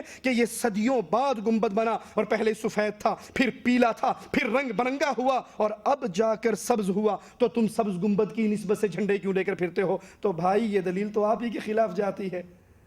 آپ مانتے ہو پہلے سفید تھا، پھر پیلا ہوا، پھر رنگ برنگا ہوا. کل کو کوئی اور آ کر اس کا رنگ بدل دے تو پھر جھنڈے بدل جائیں گے، پگڑیاں بدل جائیں گی. جو لوگوں کے دیکھا دیکھی رنگ بدلے وہ دین نہیں ہوا کرتا. کہتے ہیں ان وسوسوں پہ نہ جاؤ اور خوب جوش سے جشن عید میلاد مناؤ. اور اس کے فضائل بیان کرتے ہوئے کہتے ہیں ابن حجر مکی نے نعمت الکبریٰ صفحہ نمبر 12 پر نقل کیا ہے، 12 پر نقل کیا ہے کہ جنید بغدادی نے فرمایا محفل میلاد میں ادب و تعظیم سے حاضری دینے والے کا ایمان سلامت رہے گا. جنید بغدادی کا قول آپ کو مبارک ہو، ہمیں محمد رسول اللہ کا قول دے دو. النعمت الکبریٰ صفحہ 12 پر نقل فرماتے ہیں حضرت سیدنا جنید بغدادی علیہ رحمت اللہ الہادی نے فرمایا محفل میلاد مصطفیٰ صلی اللہ تعالی علیہ وآلہ وسلم میں ادب و تعظیم کے ساتھ حاضری دینے والے کا ایمان سلامت رہے گا. جنید بغدادی آپ کی جھولی میں، ابو بکر صدیق میری جھولی میں. میں جنید بغدادی کو معصوم نہیں سمجھتا، میں محمد رسول اللہ کو معصوم سمجھتا ہوں. میرے کلمے میں جنید بغدادی کا نام نہیں آیا، میرے کلمے میں محمد رسول اللہ کا نام آیا ہے. میری اذان میں جنید بغدادی کا نام نہیں آیا، میری اذان میں محمد رسول اللہ کا نام آیا ہے. جنید بغدادی کی دلیل ہمارے لیے نہیں ہے، ہمارے لیے دلیل محمد رسول اللہ صلی اللہ علیہ وسلم کی ہے. پھر کہتے ہیں کہ سنو، امام قسطلانی فرماتے ہیں ولادت باسعادت کے ایام میں محفل میلاد کرنے کے خاص سے یہ امر مجرب شدہ ہے کہ اس سال امن و امان والا یہ سال رہے گا، ہر مراد پانے میں جلدی آنے والی خوشخبری ہوگی. اچھا، عید میلاد کا جشن نکالنے سے امن و امان رہے گا. پاکستانیوں کتنے سالوں سے ہمارے ملک میں امن و امان؟ حضرت سیدنا امام قسطلانی قدس سرہ النورانی فرماتے ہیں اور ولادت باسعادت کے ایام میں محفل میلاد کرنے کے خواص سے یہ امر مجرب یعنی تجربہ شدہ ہے کہ اس سال امن و امان رہتا ہے اور ہر مراد پانے میں جلدی آنے والی خوشخبری ہوتی ہے. اللہ رب العزت اس شخص پر رحمت نازل فرمائے جس نے ماہ ولادت کی راتوں کو عید بنا دیا. یہ ارشاد جو ہے المواہب اللدنیہ جلد اول صفحہ 148 پر ہے. نکالنے سے امن و امان رہے گا. پاکستانیوں کتنے سالوں سے ہمارے ملک میں امن و امان ہے قائم؟ جشن میلاد ٹھوک بجا کے ہونڈے ہے. ارے اگر جشن میلاد منانے سے امن قائم ہوتا، کراچی کے اندر تمہارے جشن میلاد کے جلوس میں ہی خودکش دھماکہ کیوں ہوا؟